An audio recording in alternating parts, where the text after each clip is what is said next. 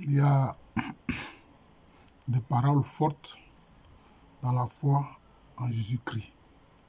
Les gens doivent savoir qu'il y a la personne de Jésus-Christ et puis il y a la religion. Voilà, c'est ça. C'est pour ça que ceux qui se réclament de Jésus-Christ appartiennent à plusieurs dénominations.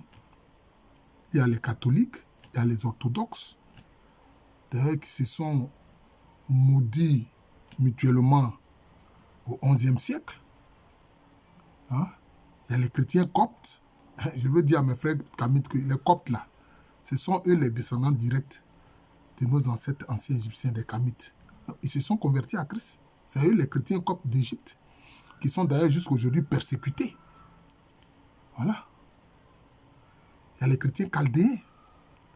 Hein? Il y a les chrétiens syriaques. Tous ceux-là, ils sont au Moyen-Orient. Et puis maintenant, il y a eu le protestantisme, et puis jusqu'à aujourd'hui avec les mouvements évangéliques. Donc, la religion, c'est en fait comme une organisation du domaine spirituel, mais conçue et réalisée par des êtres humains.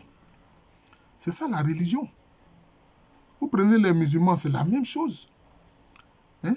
Depuis la mort du prophète Mohammed, ils se font la guerre et la haine jusqu'à aujourd'hui, entre chiites et sunnites.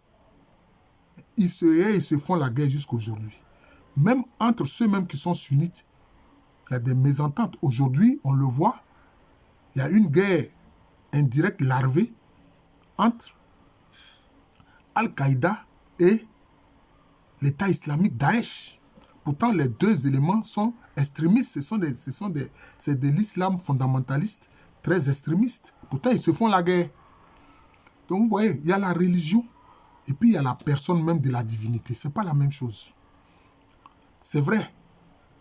Tu peux entrer dans une religion pour rencontrer les gens parce que alors ça crée un échange. Mais ta relation avec Dieu est personnelle et individuelle. Il faut comprendre ça. C'est ce que les gens ne comprennent pas. Alors mes frères kamites, sachez-le, les coptes là, ils sont les descendants directs de nos ancêtres de l'Égypte antique. Mais aujourd'hui, ils sont chrétiens coptes. Voilà. D'ailleurs, la langue, c'est eux qui ont conservé la langue qui est un peu, je peux dire, les derniers dérivés de la langue de nos ancêtres des anciens Égyptiens. Donc il faut comprendre ça. Il y a la personne de Dieu lui-même. Il y a la personne de Dieu lui-même. Et puis il y a la religion. Ce n'est pas la même chose. Pour toute la religion, on peut dire la même chose. Il vient de le dire pour l'islam. Mais pour le bouddhisme, c'est la même chose. Il y a le bouddhisme qui pratique ce qu'on appelle le grand véhicule. Il y a ceux qui pratiquent le petit véhicule. Et puis il y a ceux qui font le bouddhisme zen, qui est beaucoup plus mystique. Même au sein de l'islam, il y a des courants mystiques. Il y a la Tidjaniya, il y a la Qadriya, etc. Il y a le Hamalisme, etc. Donc, c'est ça. La religion, c'est une organisation. Maintenant, il y a la personne de la divinité. Ça fait une chose totalement différente. Alors, et ceux qui ont cherché la divinité d'un cœur sincère, ils l'ont trouvé. Quel que soit au départ le chemin qu'ils ont emprunté. Parce que Dieu ne laisse jamais sa créature qui le cherche. Il faut comprendre ça. C'est comme ça. C'est pour ça qu'il y a certaines qualités spirituelles qu'on retrouve chez des personnes qui ont cherché Dieu sincèrement et qui n'étaient pas qui ne pratiquent pas la même religion. Vous voyez, c'est ça. Moi, je me suis rendu compte que la personne du Christ, mais selon les religions, on lui a donné différents noms. Le Christ pour les chrétiens. Al-Insan al-Kamil, c'est-à-dire l'homme universel chez les musulmans. Certains musulmans ont découvert le Christ.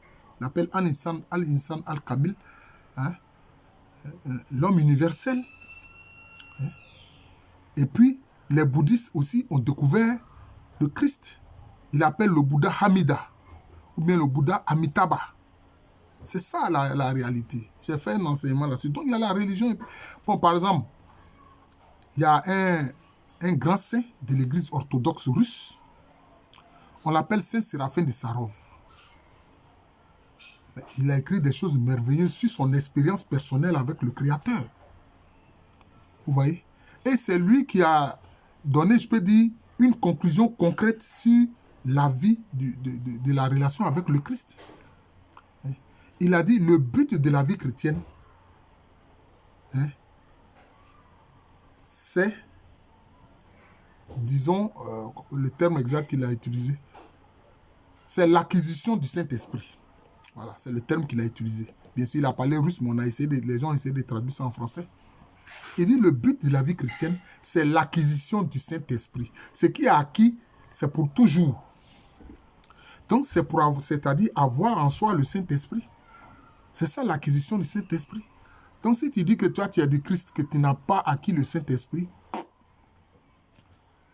non. C'est que tu es une coquille vide, comme on dit en français. En Côte d'Ivoire, on dit tu es floco. Et moi, je dirais aussi que le but de la vie chrétienne, c'est Christ en nous, la gloire manifeste. Bien sûr, Saint Paul lui l'a dit, Christ en nous, l'espérance de la gloire. Je reprends en partie ce qu'il a dit et je dis, le but de la vie chrétienne, c'est aussi Christ en nous, la gloire manifeste. Et c'est une réalité, je l'ai expérimenté. Je l'ai expérimenté. Je vous ai raconté comment est-ce que j'étais dans une villa et puis les cambrioleurs me fatiguaient. Et pour rassurer ma maman, j'ai dû quitter ce lieu où il y avait cette villa quand même qui était un peu isolée. Et je suis allé à la Sikoji, à Koumassi là-bas, Sikoji. La Sikoji, après Fanny. Voilà, ceux qui connaissent Koumassi, qu'on dit après Fanny là, après la pharmacie Fanny, l'on connaît. Était dans la Sikoji. Mais vous savez, ceux qui ont conçu les maisons de Sikoji, du 32, du 05, beaucoup étaient des malhonnêtes. Parce que le toit est très bas à la Sikoji là. Le toit est très bas. Le toit n'est pas réglementaire. La toiture n'est pas réglementaire. C'est bas. Donc il fait extrêmement chaud dans ces maisons de Sikoji. Et donc c'est là-bas que j'ai trouvé une maison pour assurer ma maman. Et les après-midi, je partais. Il y avait un kiosque qui était non loin de là, près d'une école. Et là-bas, vraiment, il y avait de l'oxygène. Donc les après-midi, quand il fait chaud comme ça, je m'allais m'asseoir à ce kiosque-là.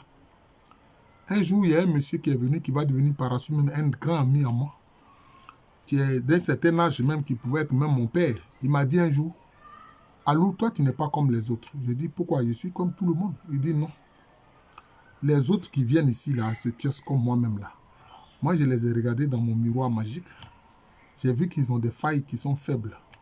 Mais toi, quand j'ai essayé de te voir dans mon miroir magique, j'ai vu une lumière blanche qui est sortie de ton... Enfin, c'est en fait le plexus solaire. J'ai vu d'abord une lumière blanche qui est sortie de là et qui a pulvérisé mon miroir magique. Quand j'ai reculé, cette lumière est devenue rouge.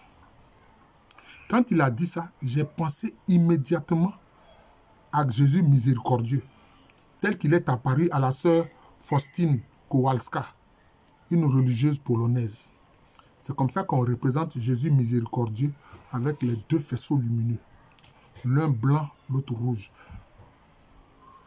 Blanc pour laver les âmes, rouge, disons, pour, je peux dire, la protection des croyants, pour le salut des croyants.